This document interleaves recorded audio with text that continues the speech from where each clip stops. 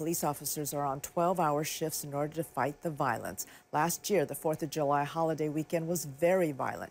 In the past 24 hours, 3 people have been killed, and among them, a 26-year-old man who was shot and killed in the Back of the Yards neighborhood near 49th and Justine. Eyewitness News reporter Diane Pathu has more on what's being done to try to prevent a violent weekend. The holiday weekend is just getting started, and already 11 people have been shot across Chicago since yesterday. 4 people were killed. The violence started Thursday morning when a 22-year-old man was killed during a drive-by near 132nd and South Greenwood. He was taken to Christ Medical Center where he was pronounced dead. Later that night, a 20-year-old man was killed while he was riding his bike in the 2700 block of South Karlov. A gunman shot him several times. He died after being taken to Mount Sinai Hospital. 2 deadly shootings happened overnight, one in the Back of the Yards neighborhood near 49th and Justine. Police say just after midnight, a 26-year-old man was sitting on his porch when another man walked up and shot and killed him. About an hour later, near 92nd and Ashland, a man and woman were walking in an alley when someone in a white van shot both of them. The 46-year-old man was shot in the head and died. The 43-year-old woman is recovering in the hospital. Chicago police officers are now on 12-hour shifts for the long holiday weekend to try and combat the violence. That rule was put into effect after last year's 4th of July holiday when 82 people were shot and 14 of them were killed. Reporting from outside police headquarters at 35th and Michigan, Diane Pathu, ABC 7 Eyewitness News. So I had took my radio and we had barbecued and made little spaghetti, little food for the family, and I told them at 10:30 they could start back popping their fireworks. That's when my sister came to the door and said, those are not fireworks anymore, they're gunshots. So when I turned around to go up so I could walk, turn around to step on the porch, I fell. And I was like, I'm hit. I was more thankful that our head got shot because it was babies outside. And I was happy that it was my leg instead of one of their heads. I think about me getting shot every day because I have a reminder of the pain. Every day I'm in pain. I cry many days because you feel helpless. You feel like you can't do nothing for yourself. The doctor tells you 6 to 8 weeks to heal, but it's really more like 4 to 5 months to even get up and be able to move and try to walk again. So as far as just going out, it's like I don't feel safe nowhere. It's like if someone invite me somewhere, I'm like, is it gonna be safe, or where is it, or who's gonna be there, or what's the crowd like, or so it's like I'm just more aware now. You never think you'll get shot. If you, like I said, if you doing something, if you living that life, that's one thing. But if you just mind your own business and I'm shot, you like, oh wow. You know, I live in Chicago so long that if I hear ambulance, police, gunshots, I'm used to it. But now, if I hear any of that, it's like I'm shell shocked. It's not only you go through trauma, but it's also, I'm like really worried. I don't even want to be in the city on the 4th of July. I mean, I fear for my son. I have a 14-year-old son.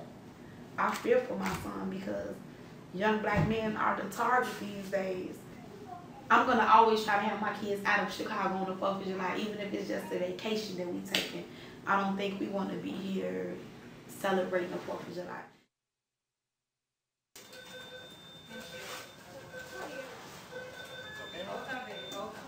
Let's relax. You're going to get enough air. I think it's not enough air. Do we have a pulse? Okay. You want anything? He's moving, so you have to pulse. All right. Start. We'll take it. Hold on, shot.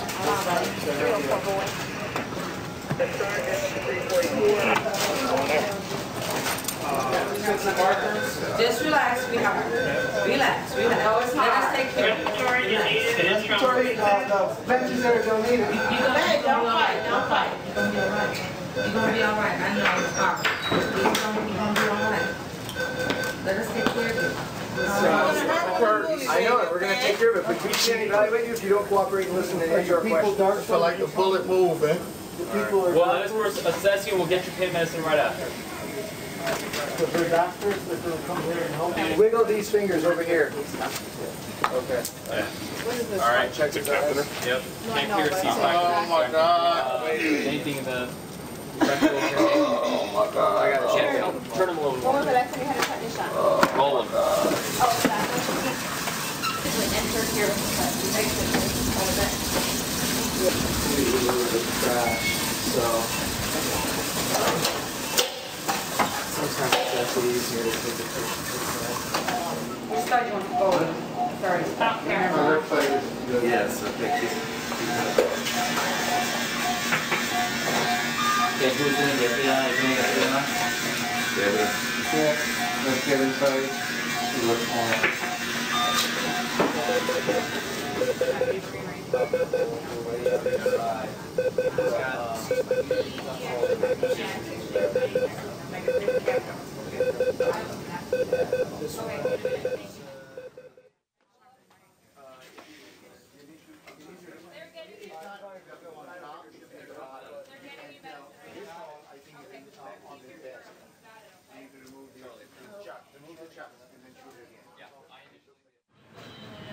It was getting in towards the end of the day, and I was in my cousin's kitchen, helping her with the dishes and cleaning up. So my daughter called my husband phone, and she asked to speak to me. I have no idea why she didn't tell him. I guess she said she didn't want him to freak out. So he gave me the phone, and that call, my body just went into shock. And the reason why, it's like that's something that you never expect. You never expect that. That's not something that you expect. You can play the tape in your head all you want. You can have thoughts of it, but until something like that really happens, the feeling is totally different. And weeks before this, I would look at the news, and the first thing that comes to my mind is, one of those can be my boy. It did something to me that day. I was like in shock mode. I didn't know what to do. I don't even know what I felt. I was just numb. I guess that's what you call numb. And it's also the knowing. You don't know how severe. You don't know what happened, what hit, what's going on. I don't know anything. All I know is I need to get out of this house and get to the hospital where my son is at. And that's exactly what I did. So Jamal came to us, I think it was the 4th of July. He had been injured with a gunshot wound, and he had an injury to a very significant portion of the liver system. It's the main duct that drains all the liver juices was completely transected, and we ended up ligating it initially, and then reconstituting it, meaning we first kind of clamped everything off. And then we went back and reconnected the duct to the intestines. Now this is one of those maneuvers that is fraught with danger, but has to be done. And ups and downs where we had times which I was thinking that we might lose him. He was very, very ill and septic, and that is one of these things that happens with this. And rather than the liver secretions going down to the intestines, the bacteria from the intestines climb up into the liver and make you very sick. But one thing he said to me that stuck, that was the first word he said to me when he saw me, and he was like, I'm sorry. Mm-hmm.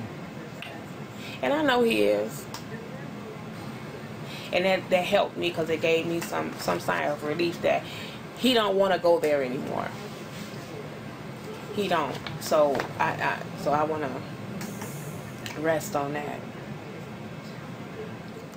I hope he gets wisdom out of this, and understanding of life and the way that it functions and the way that it relates to you. I just hope that he understands that he can't take it for granted. Every day we have to keep on climbing, and which is what I've always taught him. We got to keep on moving in life. So I just hope that he really gets an understanding and be appreciative of life. And what it's really for. My little cousin had got jumped, and he came and got me. And when I came around the corner, they just started shooting, and they hit me. it was like on my side, but I think it came through my stomach. At the time, I was mad, so I wanted to fight, and like they jumped on him. So, but when I got over there, they had already started shooting. I started like turning back around, started running, and then just laid down. Like I ran by my brother's house right there and just laid in front of his house till the ambulance came. I just was ready to get it all over with, come home. That's all I could think about.